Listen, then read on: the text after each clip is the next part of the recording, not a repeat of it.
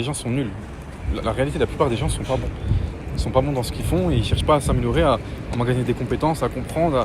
Tu peux le voir dans n'importe quoi, même dans ta vie en général. Quand tu vas faire face à des professionnels, la plus grande majorité du temps, c'est pas bien fait. La dernière fois, j'ai ramené ma voiture au garage, il manquait des choses. Et moi, je fais ce parallèle-là au business. En e-commerce, aujourd'hui, tu vas sur Google, tape n'importe quel nom de produit, robot aspirateur, tapis, ce que tu veux. Va voir les sites qui sont en Shopee.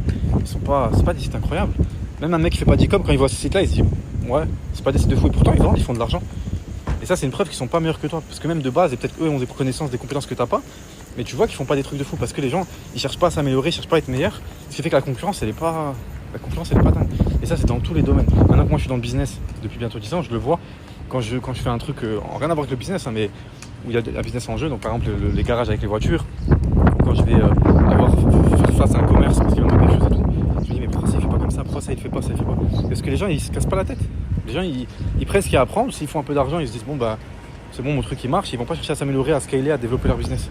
Mais c'est juste une question de compétences, de pratique. Et à terme, il n'y a pas de raison que toi, tu passes pas devant tes concurrents en e-com ou dans après le business.